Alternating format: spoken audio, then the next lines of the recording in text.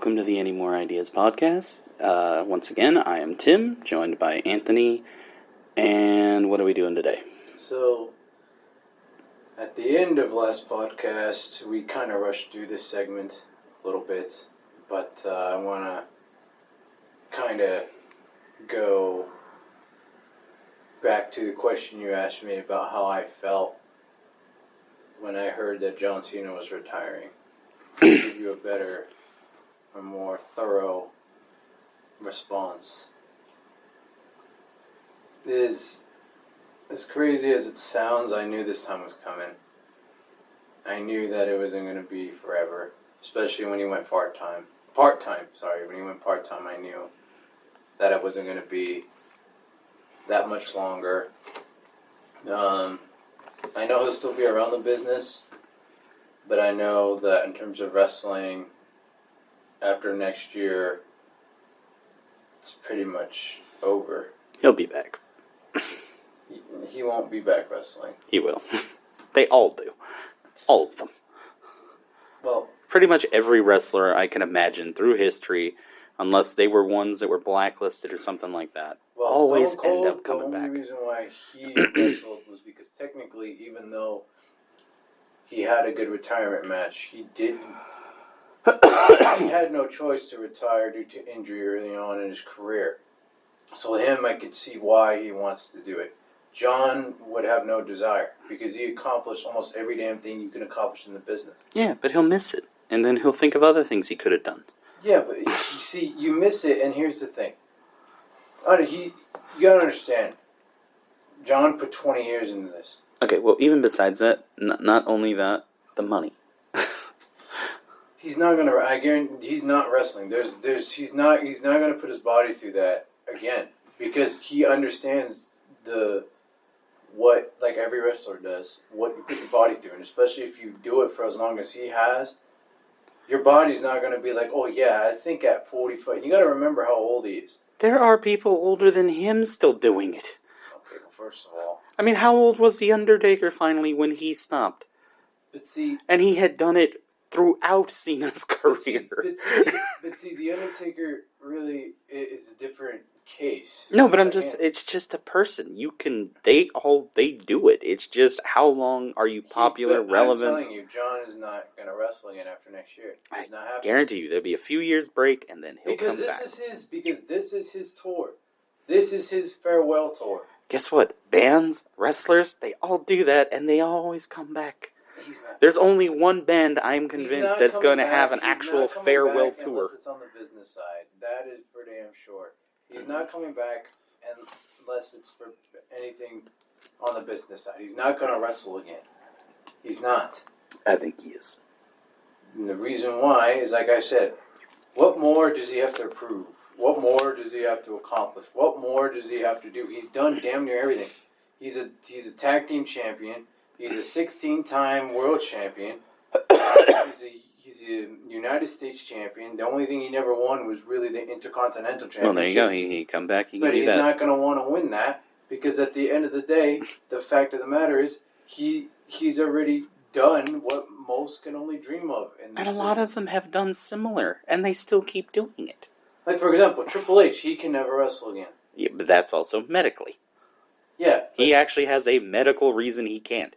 Plus, he's enough in the business because of, how he married into the family that, he could, he still gets his time and fame through it. Look, now, yes, he can't wrestle because, yes, he has a medical condition not to, but still. But even John has said himself, he's going to be too fucking busy anyway. They always say that. Yeah, but see, you also got to remember with John, he's one of the busiest ones that could hardly do it now. So what makes you think? And so was The Rock, and he came back. See, there's a multiple difference. times. See, there's a difference with The Rock and John Cena. Oh, I know there's a difference. Rock, and I talked about this with my friends. The Rock left at the peak of his fucking career. He was still in his prime. He still could have put in another 10 years. But he decided not to because he wanted to go to Hollywood. That's fine. That's his decision. What I'm telling you is John Cena has already 1,000 things on his plate, especially with the age that he is, he's not going to want to come back and wrestle again. Because he knows what people don't understand, and people say, oh, they always come back. Take Undertaker, for example, when he had his match with John Cena at WrestleMania. He had to retrain his body to try to prepare for a 30-minute match when that match was only 5 minutes. And if he does come back, John, and if he does wrestle, it'll only be a 2-minute thing. He's not going to come back and put on a 10, 15-minute match. I think he will. He wouldn't want to, probably. I bet he would. But again, like I said, Undertaker even said, it takes time to get back into that position. I'm not saying that he won't take that time. I think he will. Do you think John Cena is going to have the time for that? Yes. Dude, it's like every other sport you play. You prepare your body for so long for something, and then you just can't do it anymore. And that's all. Yeah, but again, you're talking about one. This is a sport where, I mean, let's be honest. Yes, it's physical and everything, but it's more of a performance rather than anything else. Call it what you want, But still, it's like, yes, there have been a ton of them that got out, didn't stay in the shape, then they got back in the shape, and they got back into it. It's been done before, it'll be done again. Before him, after him, during him. He's calling it right now, he's not. I think he will. He'll miss it. They'll offer him a shit ton of money just to get that little because bump. John has stuff to do already. Yeah, and he'll Movies eventually... and other stuff. Yeah, and he'll eventually not... Yeah, he's already said himself. He said, I already told them. He already has a deal with them. Everybody says that. No, he already has... Hugh Jackman said he would never play Wolverine again. And he just played Wolverine again. I didn't say never. I'm saying... Kiss has had 20,000 farewell tours. He already has a deal. And those deals can be modified. They can offer him money. And he might take it. He's not going to... I'm not saying it's going to happen in 2 years, but it's not going to happen. Probably will. It won't happen. He's not going back unless it's for something business. I think he will. Which is not even just my words. That's his words. That's exactly what he said. A lot of them have said that. They're like, I'm done. I've done my stuff. See, he's not Ric Flair. Even though Ric Flair is like a legend in the business. It doesn't matter who it is. No, it does. Because it doesn't because everybody says stuff like that. Ric Flair says, oh, this is my last match. He had a match and he was like 70-something. It's a little bit different. Yeah, it's different there because, yes, he's at an age where he's going to get slammed and just everything in him's going to break. So like I said, like with Stone Cold, that's totally understandable. With Undertaker, totally understandable because maybe they didn't get the matches that they wanted to end it. They didn't feel like they had the right... And then when they found it, it was like, cool. Yeah, but what's to say someone comes along and is like, hey, I would like to do something with them. But they're not going to do it. It's like even Undertaker said in his podcast, when he came back for WrestleMania this year, he said, I'll still do shit for them on the side, but you probably won't see me in the ring ever again. Because of the fact that, like, or not see him in the ring, but like in terms of seeing him wrestle, you're not going to see him do that because he got his closure by choke slamming The Rock. Because he never got that sense of, there was still a void missing. Yeah, but here's the thing. They themselves are artists. They themselves could come up with an idea that say, hey, I'd love to do this. It'd be a one-off. We'd come back, do this. It's a never say never. I'm just saying Undertaker said he's not doing it. Well, yeah, he probably won't. Because, I mean, he had a long career. He is old enough that, honestly... Same thing with John. John has had a long career as long as the Undertaker... Yeah, but he's also not that old. He could go and come back. He's just not going to do it. I think he will, just like all the other ones that do it. There's not a lot that do it, actually. No, because I'm not even just talking about wrestling. I'm talking about everything. Everybody says, oh, yeah, this is my last thing. My last album, my last tour, my last this, my last that. And guess what? A year later, oh yeah, I got one more in me. Everybody always says, this is my last one. You know why and that then is? Goes again. Do you know why that is? It's because you spent your whole life doing something. Now you have to find out what else you can do. Yeah, and then some of that... Yeah, but it's also... And if you don't find anything, Even if you don't find anything, you could just miss it. You could just be like, hey, I had the best time of my life doing this. I want to go do it again. And then they go do it again. Or, hey, I said I was never going to put out another album, but guess what? I had this burst of inspiration, and I had to get it out of me, and I had to put it down there, and I did it, and guess what? I released Luckily for me, in music, if something, I won't have that sense because I enjoy, like most people, like almost everybody, listen to music by myself, and so if I miss it, all I gotta do is play a song that I loved growing up, and the void is no longer... Yeah, but that's also because right now you don't know what it's like to tour, to perform in front of people with your stuff, see how it reacts to them, see how it feeds them. You know, once you know that, you're going to know something completely different. But when you witness it yourself, as I have been, I mean, I haven't been through it, but I've witnessed it. Yeah, but again, witnessing it and going through it are two different things. They are two different experiences. I know that. They're two different experiences, but at the end of the day, when you witness it, it doesn't prepare you all the way, but it prepares you for what is going to happen when you get there. Yeah, but it's just like everything else. Yeah, but again, it's like, again, you could say, this is my last song I'm ever putting out, and then 2 years later, you might, hey, I got this in me, I got to get it, and then once you've done it, you know, you may feel like, hey, I got to put this out there, I want people to see this. It doesn't matter. I mean, if they come back, great. If they can still do it, great. There's nothing wrong with going and coming.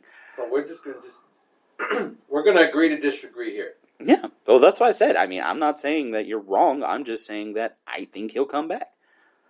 I think eventually, even if it's a one-off, I still think they will eventually be like, hey, we need a ratings boost. It'd be amazing if we got him back. They'll offer him a shit ton of money. He'll prep for that, go through it. But here's the thing that people are also not taking into consideration. Since Vince McMahon is gone, the load management is much better than it was when they were doing it. Yeah, well, that was because he was the, last-minute decision. It wasn't even that. It was even when Vince was, like, back in Stone Cold's era or whatever, for those years that he ran it, from when he started it to up until just recently, even last year per se, or the year before, you could tell that it's a little bit different, right? In a sense that, like, for example, we just talked about Triple H. Triple H, as I talked about it with a lot of my friends, they know that Triple H knows the business and knows what it's like going through that every single week. Yeah. Not really getting breaks. Yeah, because he married into the family and then he got into the corporate. It's not even that. I'm saying, as the wrestler himself. No, yeah, but that's what I'm saying. As somebody who, even way before he got... Sorry. Yeah, no, I mean, he'd been a wrestler forever. Like I said, you train so long for something. But in Triple H's case, it's like my buddy and I, when we talk about it, we don't even look at the shit with Stephanie and them in the corporate or whatever. Because technically, even when he was still part of the corporate, he was not as big as Vince to be like, make those decisions to be like, oh yeah, you can't. He still wasn't the one that was like... No, but he had a lot of authority, like on his own storyline and everything else, that not a lot of other people had. He was still getting trained and being roped into that part of it. Yeah, but little by little, but still. Here's the difference that people see with Triple H and Vince. The difference that they see is because of the fact that Triple H... Well, Vince McMahon does know the business. We're not saying that. We're saying that Triple H, because he, like you said, it's a prime example. Like you said, I won't know what it's like to actually tour unless I actually tour. It's different from when you witness it.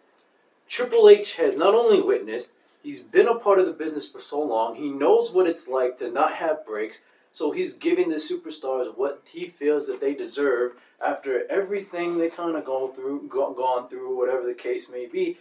We know that WWE is in good hands. That's the other reason why I'm thinking that John doesn't feel like he's going to need to come back and do a match.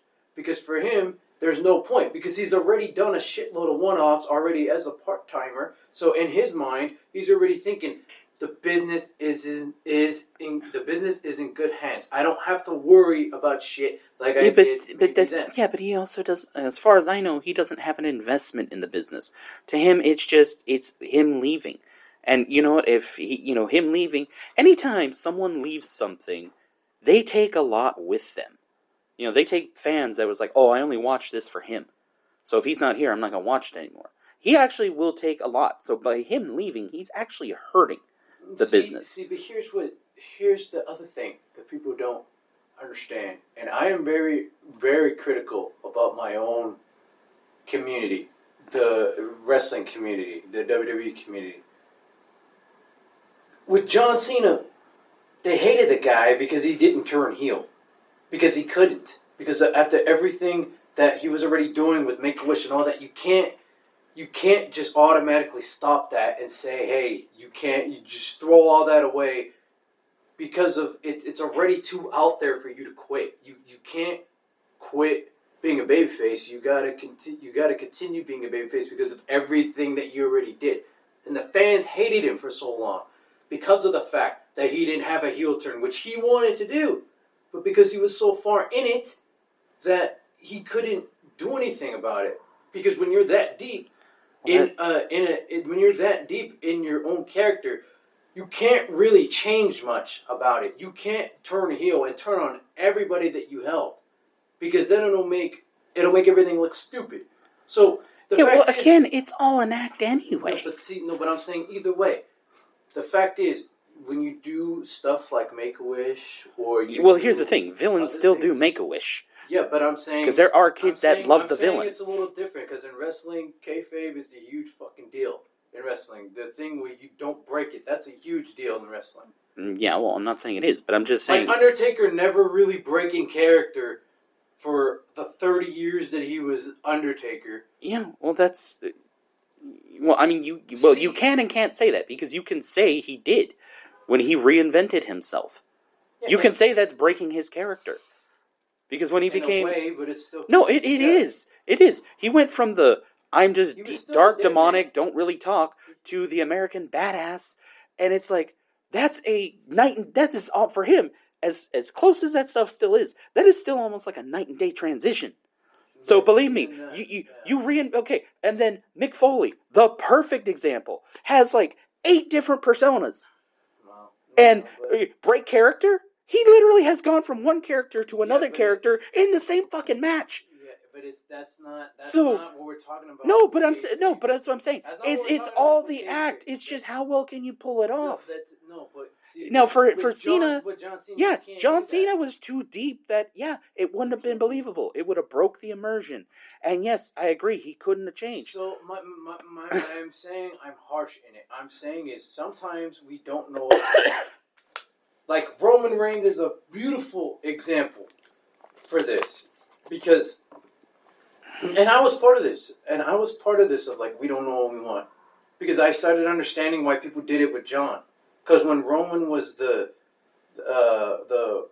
kind of like the Roman Empire Roman, after the Shield broke up, all that, it was exactly like John Cena.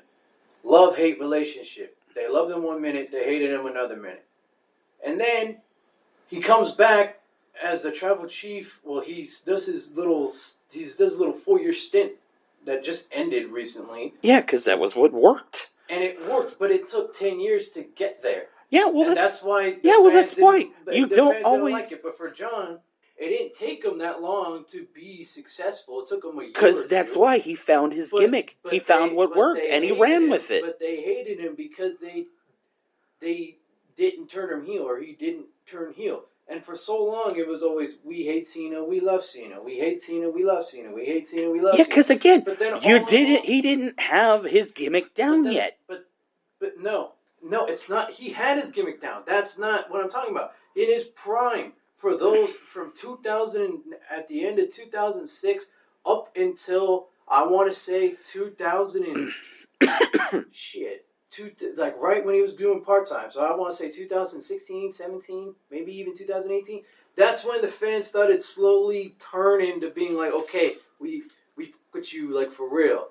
Like we actually think that this is cool. They always well, again, And also, you were talking about such a substantial amount of time that not only do you have fans coming in and out, likes and dislikes change over that many years, that, yeah, of course, they're gonna, there may have been this many people hating him for that, but they might have left, and then new ones coming in, oh, I like this. So it's like, the balance there over that amount of time, yes, it's gonna shift.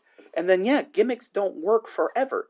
You may have a spiel that works, and you can use your precious Undertaker as a prime example of that. Yeah, they loved him for what he was, but then, kind of got bored, so he changed. Then they loved that, got bored, changed back, brought back the classic that nostalgia wanted. See, but with the Undertaker, they loved everything he did. Yeah. They well, I'm not saying he didn't come up with a new good gimmick. With John, after a year, they got sick of that. Yeah, but again, the point is that some people are better at doing these things where it's like, hey, it just clicks, it just works. I do something new, it clicked, it worked. After 2.5 years of that gimmick of Doctor of Thugonomics, people were sick of that. And that's what I'm saying. It worked till it didn't work. And then he moved on to the next gimmick. But not everybody finds the next gimmick that just works. It wasn't even, I want to say 2008 really is when it started doing... going to the attitude adjustment. Yeah, well, people are fickle. You could do something, people will love it for 2 months, and then after that, they're tired of it. I mean, it depends on how good the gimmick is. Yeah, it's like fucking fidget spinners. They became the biggest fucking thing in the world. You could not see, you could not turn around without seeing one. I still have mine. And 4 months later, what's a fidget spinner? Yeah, I still have mine. Yeah, well, I do too. I still use it.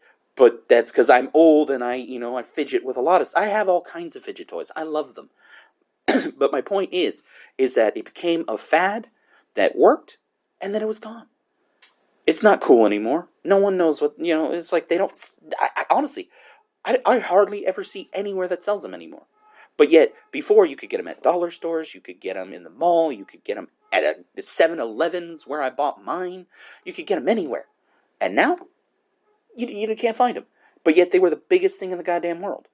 It's like, the Stanley Cups right now. Those are huge. You see them everywhere. But, granted, this fad has lasted longer than I thought it was going to last.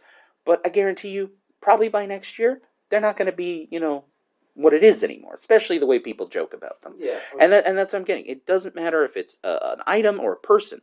You do something, you get popular... It works for you for so long, and then, yeah, people get, okay, it's just the same thing. Or, this new thing's cool, and then, you do it for a little bit, and then, that didn't last. But it actually... I mean... It actually kind of segues into the next topic we're going to talk about. A little bit. Because, in a sense... Well, okay, I can see tying that to that a little bit, but... But, no, in a sense, it kind of does. Yeah, well, that's what I'm saying. In a very loose sense, yes. Because you have to balance everything to make things run, right? Everything's got to be at a correct level. But in certain things, it doesn't always have to be that way. No, it does. And the reason why I say that is because the topic of video game balancing is kind of like what we're talking about, except now I'm the one trying to tell you that in sports games, video game balancing really shouldn't be a thing.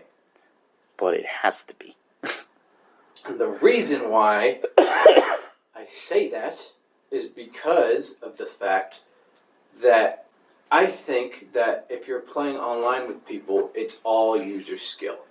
It should be all user skill. But the problem is that it's a game based on code, and code, you lose the challenge. Okay, so if like you're playing a game, and then you have this one gun that's just super overpowered, and everybody's just using it, there's like no challenge in there. It becomes not fun because it's just like, oh, everybody just does this one same thing. It's like I say, I could see that for Call of Duty. I can't see that for sports games. I can't.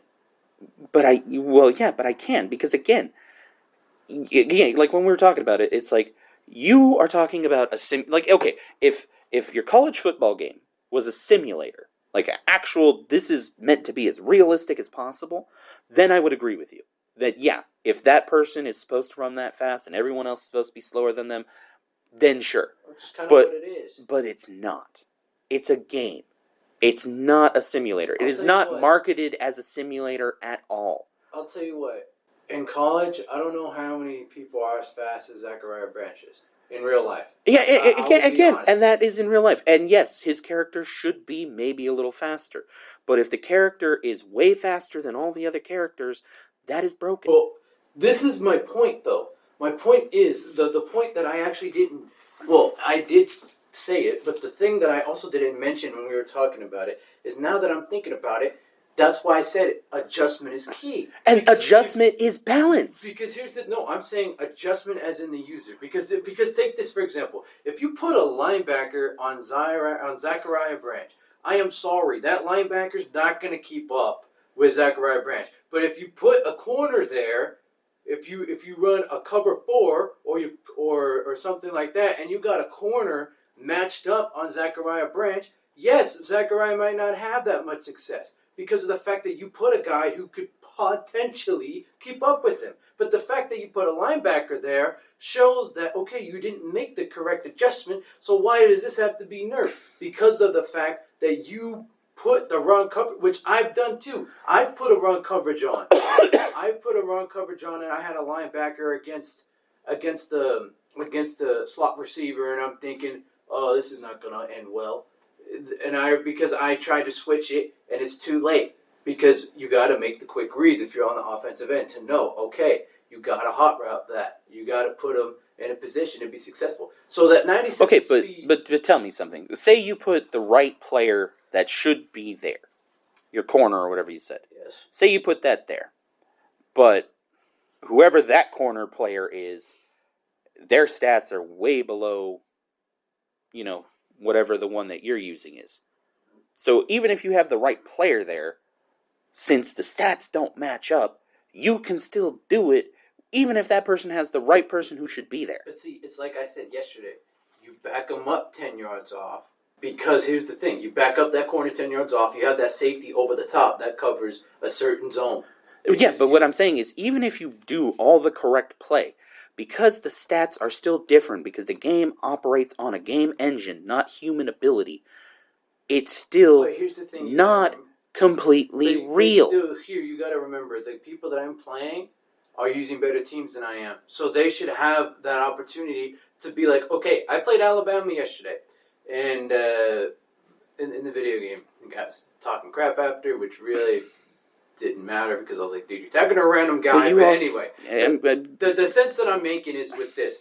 He stopped, he knew who I was going to most of the time, which was the guy I'm talking about, Zachariah Branch. He knew it. He made adjustments. He was like, okay, he only allowed probably one big play against Zachariah Branch compared to most people that I play against. Because of the fact he made that adjustment and was like, okay, I have to man up myself against him. I have to actually user this specific corner against him. Because I know that statistically, Alabama players are probably going to be better than SC players by the video game stats. So what I mean is this. It's not only the routes.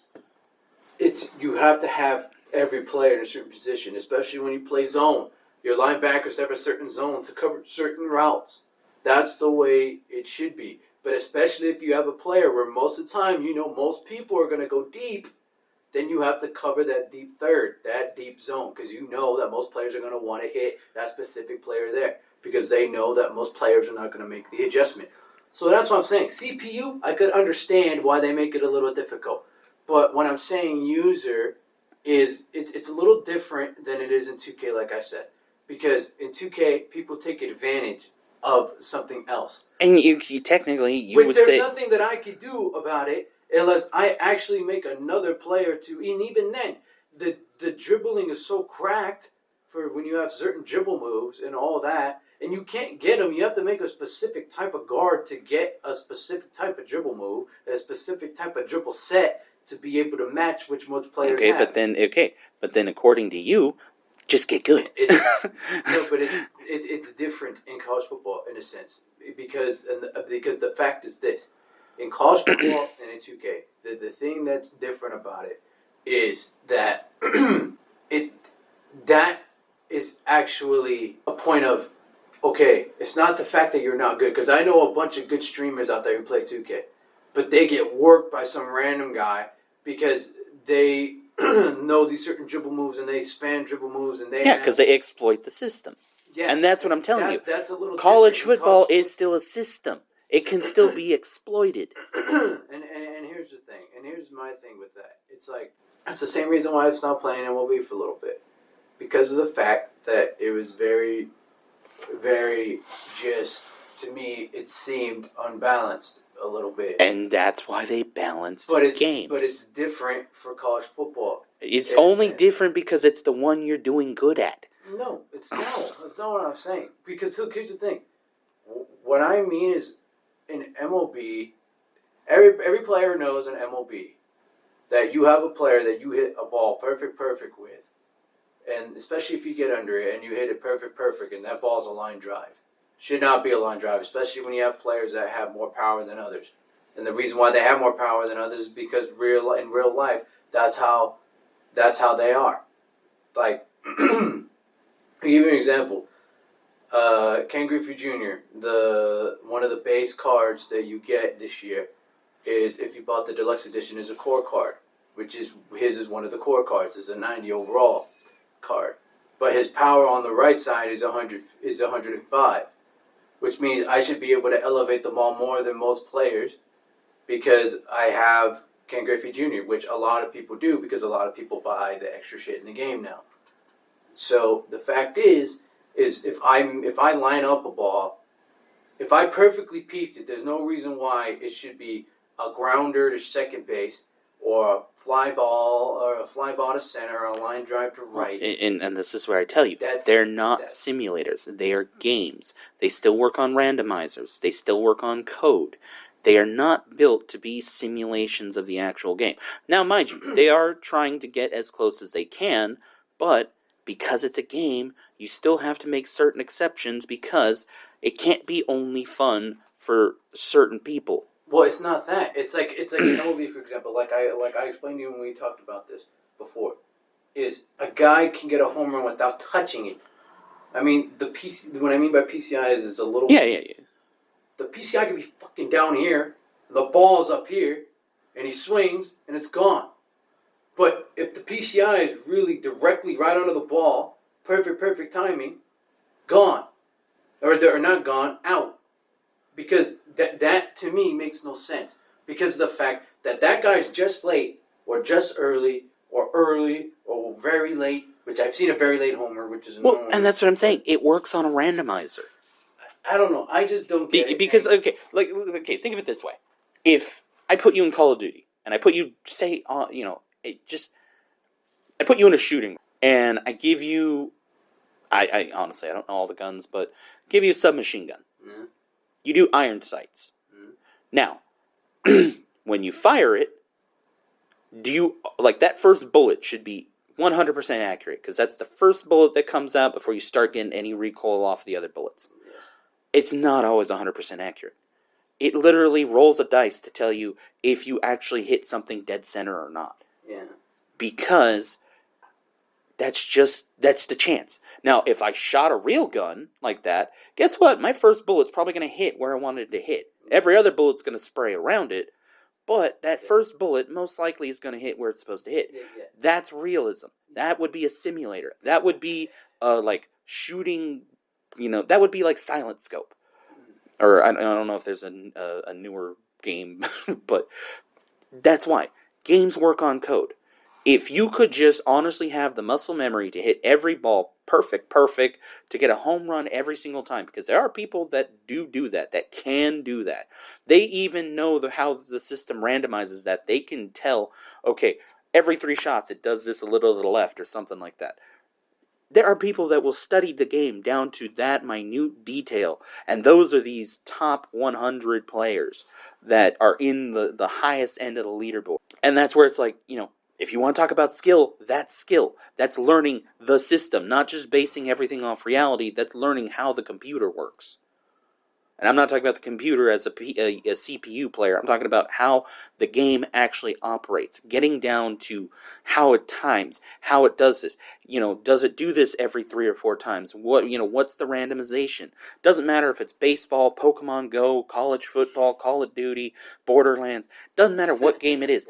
They all have coded systems that you can learn down to that thing where you can do every single thing. You can become dude perfect in any fucking game you want if you learn how the engine works. And that's what I'm saying. Is your college football is not a simulation. It's not marketed as a simulation.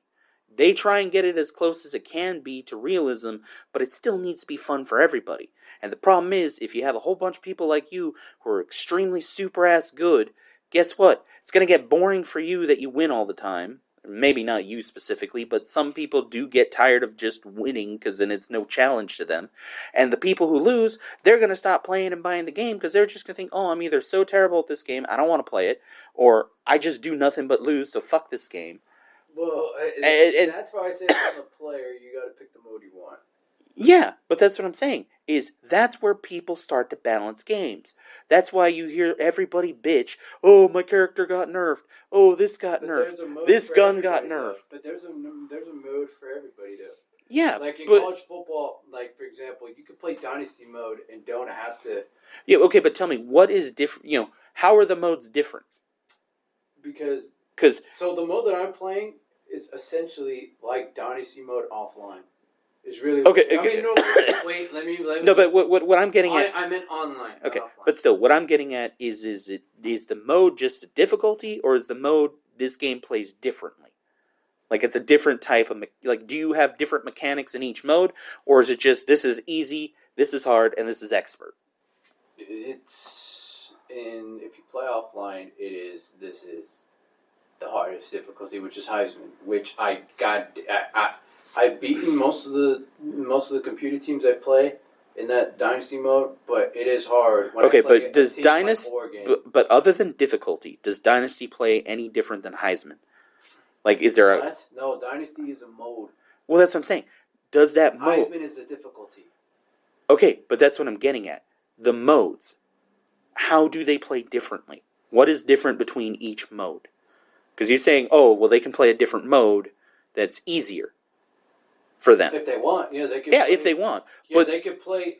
Okay, so wait, so besides the actual game, what else do you do in Dynasty? You just play teams online and recruit and try to figure out. Okay, so what's the other mode or other modes? There's Dynasty mode. There's Road to Glory, which is basically you create a player, and okay. So here's the thing. You're saying you can go play a different mode if you don't want to play it. But if they want to just play the mode that I'm playing? Yeah. And that's where it's like, okay, if I want to play the mode that you're playing because I don't want to bother creating character and going through all that, then if it's too difficult and they can never win, they're going to get tired of playing and then they stop playing. And when they stop playing, they stop buying. And when they stop buying, then the game sales slump and then they stop making the game. I don't know. And this is why you have to balance, because as much as the people on top love it because they're like, oh, I'm just as good, you gotta even the playing field for even the weakest players, because otherwise there's no challenge for anybody. And if there's no challenge, then no one finds it as a fun game. Yeah. You have the few people on top that just love destroying people, sure. They'll love it. But everybody who can't win and just constantly lose, they're going to stop playing. And as the developer, you don't want people to stop playing your game. You want them to keep playing it. Because as long as they keep playing it, they're going to want to buy your DLC. They're going to want to buy whatever microtransactions the game may have. Then they're going to want to buy the next version of the game. But if, if I bought this game and I did nothing but lose, guess what? When 26 comes out, I ain't going to want to touch it. Because I'm just going to think, oh, I'm just going to lose in that one too. And then you've lost the sale. And that's why you do not want to lose sales. I don't know. For me, it's a sense of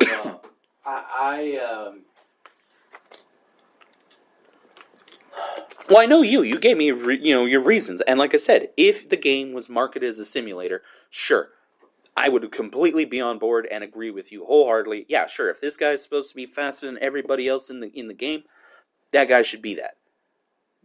But, I'm not saying he should be as fast, if not slower. I'm saying maybe he shouldn't be so much faster. He should just be a little faster. That's where balancing comes in. Maybe you nerf him a little bit and then see how that plays. Maybe make him a little faster. Maybe make someone else a little faster. I mean, there's tons of data. There are people who specifically do this for a living to balance games. I am not one of them, but still. I think, I don't know. I think for me, like I said, with that is, I know that, with certain teams, I can still have success even if I'm not using my favorite team. And I can use a low tier team just because my skill level is different. Yeah, but okay, and that's fine. That's a valid point. But most people who play those games play them because they want to play their favorite team. Yeah. I mean, hell, even you are playing your favorite team. Yeah. And that's why most people buy those games specifically. I want to play my team. Like in Dynasty Mode Offline, you can grind and prestige a team to. Yeah, and there will be people that do that. Prestige, but you can actually, it is kind of, because you could get, you can get a 2.5 star team, grind all that time, which a lot of people do, grind and spend all that time playing that mode offline. Yeah, grind so much to that point where they get that team to now a 4.5 star, 5 star team winning national championships. And that's fine. And again, that's fine. There are serious. Which I do that. Sometimes. Yeah, and the thing is like you are one of those serious players. Another thing you got to think of is that there are a lot of people who have less time to play this game than you, or just want to play it casually. They don't want to have to do all that. But guess what? They still get put up against people like you. So they're the easy target. And hell, there are players out there who specifically make other accounts that they'll still be a higher skill level and everything else, and then they go and just try and destroy those players. So this is this is something that is becoming very popular in YouTube now for sports gamers or people who post on sports.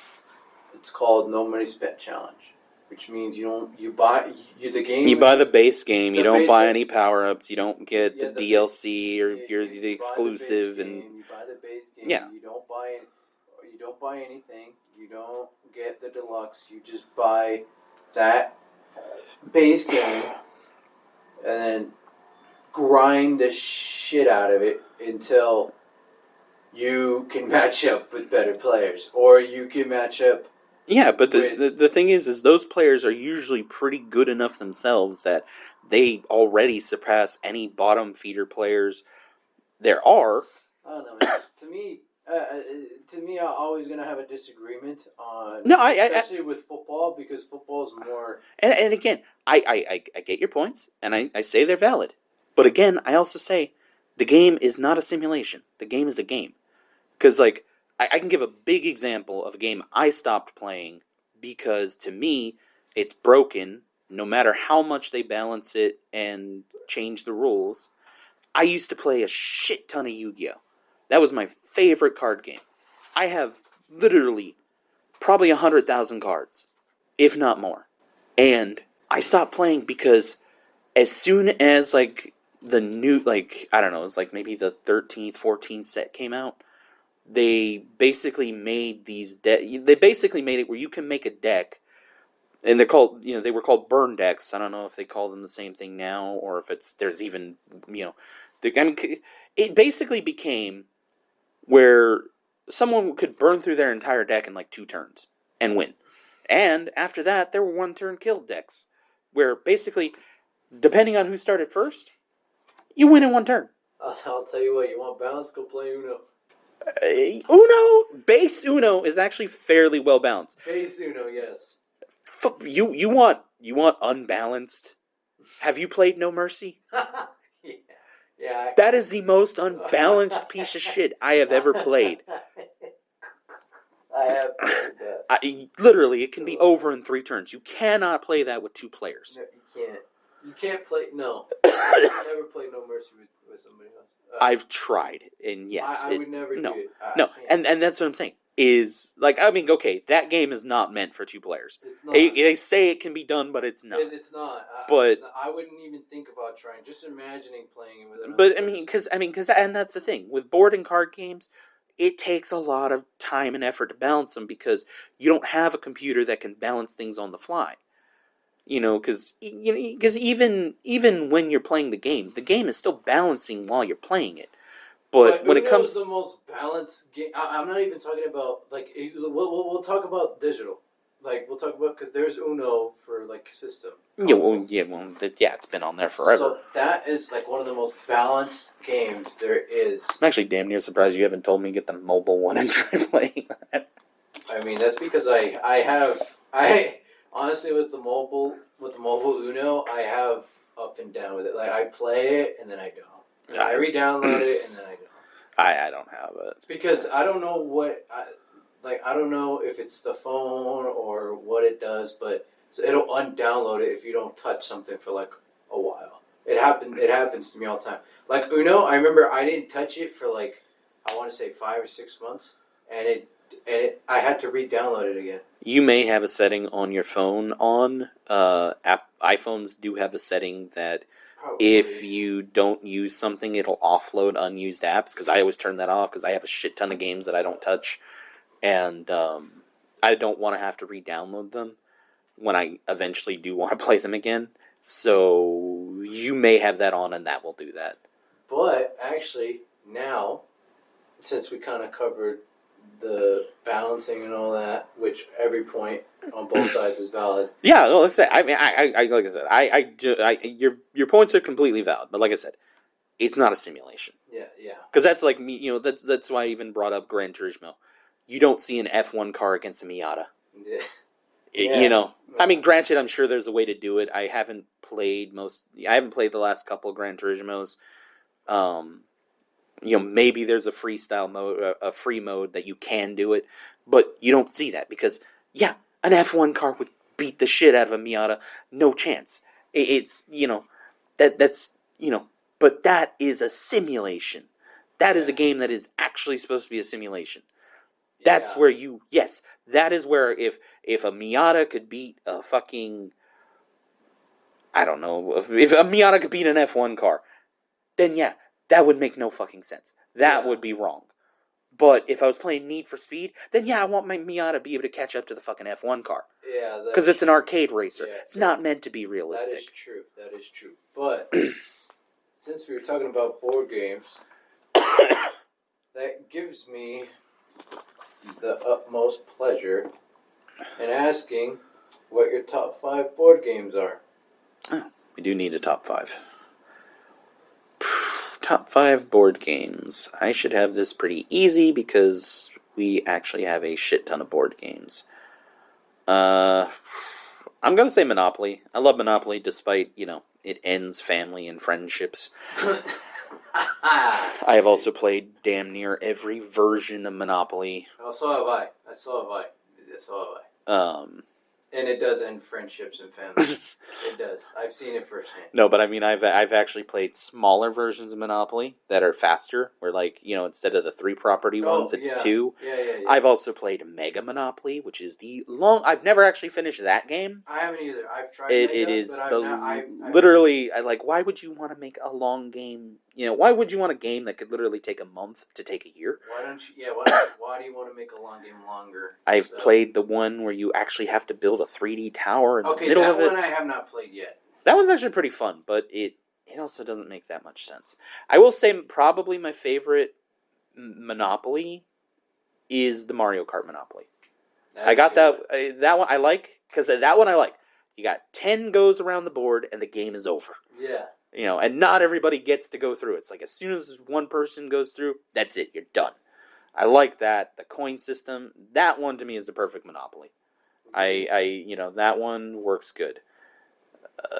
The one I probably hate the most, just because the rules are super weird, is the Fortnite Monopoly. I also don't like Fortnite.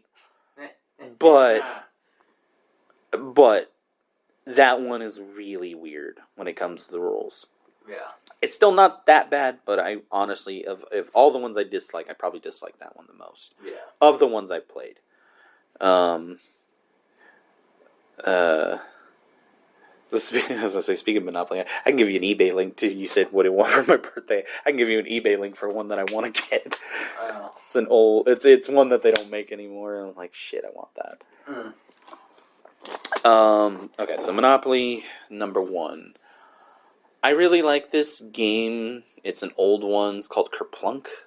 I heard of it, never played it. Okay, well, what it is like you have this like plastic container in the middle, and you put all these like little sticks, and they go like they crisscross and whatnot in the middle, and then you dump a whole bunch of marbles in the top. And now it's kind of like Jenga, where you have to pull a stick, and every stick's kind of like a point, but a penalty would be the marble. At the end of the game, you want to be the person with the least amount of marbles. Because as you pull them, sometimes marbles will drop, and then it goes into a little tray, and then that becomes your marble. And then basically the big, the main loser is whoever pulls it, and then all of them just dump. But basically you take turns, you pull stick by stick until that happens. Yeah. And that's where it's like, you can play it 2-player, 4-player. And that's why I've always liked that one. Matter of fact, I got to buy a new one because I remember I had it as a kid. I don't know what happened to it, and then for years I had forgot about it. And then I was at like Target or something, and I saw it, and I should have just bought it because I think it's only like $15. Before you get to your third one, I don't want to interrupt you, but is Battleship considered a board game? Yes, okay. Battleship is a board game because that would also be my number 3. Okay. Because I want to make sure because Battleship is in my list. Basically, if it's on the board game aisle, it's a board game. I mean, if it's a game that goes in a box, it's a board game. It's a board game. Okay, yeah. I mean, if it has pieces and a board, which Battleship, okay, it's plastic, but that's still the board. Yeah, it's a board game. Scrabble's. Well, I just wanted to make sure. Yeah, no, I mean, Scrabble's a board game. Battleship's a board game. Candyland's a board game. Shoots and Ladders, they're all board games. Okay, I mean, I want to make sure there. I even consider card games kind of board games. Like Cards Against Humanity, I kind of consider it a board game. It's in the aisle. It's still a game. Yes, it doesn't have a board, but I think card and board games there go together. But in this sense, I'm gonna stick to. I'm not gonna put card games in this. I'm just going to stick to pure board games. Yeah. Because, like, if I do I could do a top 5 on card games. Yeah. And that's why, like, maybe we'll do that down the line or something. So, I'm going to keep it specific to just pure, like, the purest board game. Yeah. So I got Monopoly at number 1, Kerplunk at number 2, Battleship at number 3, number 4... it's kind of hard because it's like I have a few that I want to say I want to put this there, but then number 4, I guess I would say Clue. That's more of a nostalgia thing. I mean, it's like I want to put it up. I kind of want to say it's like lower, maybe 5, like 6, but it is actually one that I like to play more than others. I also have very fond memories of playing it on the Super Nintendo, and then the movie was pretty cool. Not sure if you ever saw that. Not the movie, but I have played Clue. Yeah, so Clue at number 4. Number 5... I only played it once, and I don't have it. I want to buy it. I don't know if I could put one that I only played once. I did really like it. Okay, that'll be an honorable mention. Number 5. God, there's so many. That's so hard. I want to say, like, Sorry. Yeah. Yeah. It's like Sorry or Trouble. Those are kind of like... Because, like, I don't know, to me, Sorry and Trouble are the same fucking game. Kind of, yes. Kind of.